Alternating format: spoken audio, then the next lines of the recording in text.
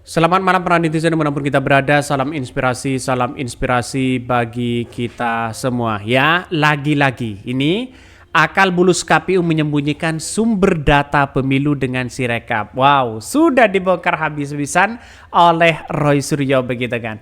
Bagaimana jadinya kalau semisal Roy Suryo ini membongkar habis-habisan nanti di persidangan, di MK, di sengketa ya, di Mahkamah Konstitusi ya, dengan versus KPU yang selama ini. Ya, pasti akan keok KPU begitu. Saya yakin dan saya yakin-yakinnya. Karena pakar telematika itu berbeda dengan dengan orang-orang yang kemudian tidak paham dengan aplikasi, tidak paham dengan sistem begitu kan. Justru menurut saya pribadi Roy Suryo sudah sudah memahami hal itu begitu kan. Memang sangat disayangkan begitu hal-hal ini terjadi. Kenapa sistem Sirekap itu begitu, ada yang mengatakan bahwa ada perubahan sangat drastis. Ya, terus kemudian angkanya berjalan sendiri, terus kemudian ada cerita dari PPK dan kemudian dari ketua KPU-nya di daerah begitu kan ya.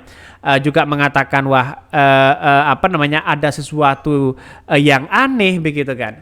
Jadi menganggap dengan hal ini poin penting adalah bahwa ketika Roy Suryo nanti di persidangan versus KPU, pasti saya yakin dan saya yakinnya data di KPU itu pasti mentah juga begitu kan.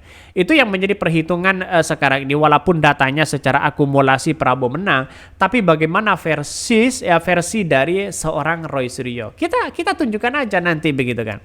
Karena pada kenyataannya adalah ya Roy Suryo kan sudah tahu mereka paham ya pakar telematika dan sebagainya. Tapi yang jelas bagi kami adalah harus benar hati-hati di situ begitu, karena dampaknya ya KPU kan punya sistem mereka. Maka kalau diaudit satu-satunya bisa begitu kan. Bahkan ada yang mengatakan wah ini gimana katanya begitu. Ya kok bisa hal-hal itu terjadi ya. Yang namanya politik tidak ada yang tidak mungkin di dunia ini begitu kan. Semuanya bisa-bisa aja. Karena apa? Karena pada kenyataannya kalau memang Sirekap sudah klutnya misalnya terkonek ke Alibaba, lalu kemudian ada semacam nuansa-nuansa penggelembungan suara dan sebagainya, itu bisa ditelusuri dengan adanya ya pertama hak angket begitu kan. Karena bukan hak angket tidak bisa mereka. Kenapa? Karena hak angket itu yang menjadi cikal bakal tanda-tanda ya KPU ya di dalamnya bisa diketahui begitu kan. Apa yang terjadi selama ini begitu. Jangan-jangan yang saya katakan tadi KPU-nya tidak paham terkait dengan sistem ini. Jangan-jangan ada yang mengendalikan. Maka disinilah poin penting di situ benar-benar harus dilakukan begitu. Bahkan ya akal bulus KPU menyembunyikan sumber data pemilu dengan Sirekap. Roy Suryo sudah membongkar habis-habisan di situ begitu kan. Salah satu kata dalam judul di atas Sirekap bukan atau salah ketik ya, karena sebagai mana pernah saya cetuskan sebulan lalu, kata Sirekap ini merupakan plesetan dari Sirekap. Sikarep ya dari Sirekap yang bermana sakarep dewe ya. Alias seenaknya mau sendiri. Kalau dulu seenaknya diri hanya soal mekanisme dan teknis Sirekap. Kini sudah menyangkut sumber data yang digunakan dalam pemilu di 2004 yang seharusnya menjadi hak publik. Masyarakat sebagai pembayar pajak yang anggarannya digunakan untuk membiayai miliaran rupiah untuk Sirekap bahkan 70 triliun. Bayangkan, sistemnya kalau tidak diperbaiki ini ya kacau di situ begitu kan ya.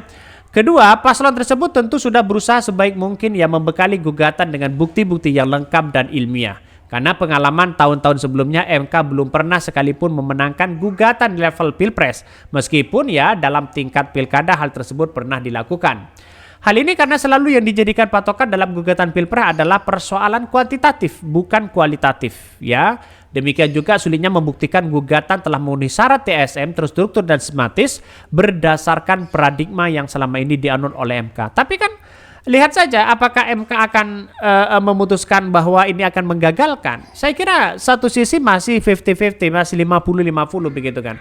Karena dampaknya adalah ketika melihat dengan apa yang kemudian bukti-bukti yang dipertontonkan, yang diperlihatkan kepada MK ya walaupun sudah nyampe dengan syarat dikabulkan, tapi pada kenyataannya mereka bisa saja alibinya luar biasa begitu kan.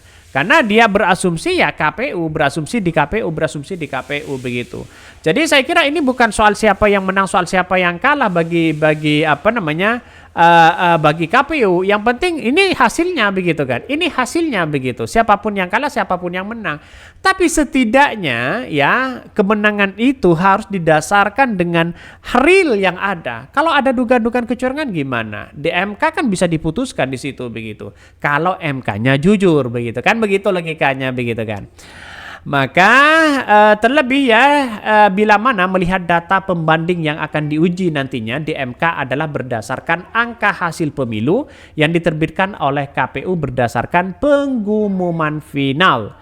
Mengapa data pembanding KPU ini perlu dicermati? Karena sebenarnya pemohon gugatan di MK tidak bisa hanya berdasarkan pada hasil yang sudah dijadikan ya oleh KPU tertanggal 20 kemarin. Tapi ya sebenarnya kalau memang ada dugaan-dugaan kecurangan kan bisa dibatalkan. Ya MK yang kuat di situ begitu. Jadi mau angkanya berasal dari Sirekap yang sudah rungkat, ya meski sekali lagi saya tetap mengusulkan kepada pihak-pihak terkait untuk menuntut pertanggungjawaban KPU ya dengan audit forensik atau audit investigasi akan hal tersebut. Atau berjenjang ya, semua harus ada sumber yang bisa dipertanggungjawabkan katanya. Jadi saya kira ini menjadi catatan penting kepada kita bahwa apa yang kemudian dilakukan oleh Roy Suryo begitu ya nanti bisa datanglah di persidangan begitu kan, bukan tidak mungkin begitu. Maka ini menjadi semakin seru begitu data dari dari Roy Suryo dengan CKPU. Saya kira ya bisa ambiar ini KPU begitu kan. Ini benar-benar hal yang aja bikin Sirekap alias seenaknya sendiri membuat ya Sikarp ya alias seenaknya sendiri membuat sebuah keputusan menabrak logika akal sehat. Bagaimana bisa data ya babor hasil pemilu yang seharusnya merupakan 100% hak publik ya tersebut minta untuk dikecualikan dan diharuskan oleh akses masyarakat. Belum lagi kurun waktunya selama 3 tahun. Ya kita lihat saja ini. Ini apa yang ditulis oleh Roy Suryo ya ada benarnya juga di satu sisi begitu kan, karena dampaknya itu adalah masyarakat Indonesia.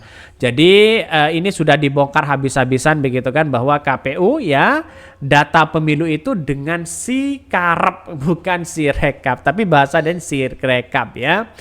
Oke, yang mungkin itu yang kami sampaikan ya, tonton channel Hot dari Podcast Rakyat ini kan ada berita-berita menarik dan viral setiap harinya. Salam para netizen, salam inspirasi bagi kita semua. Jangan lupa di subscribe channel YouTube Hot dari Podcast Rakyat ini.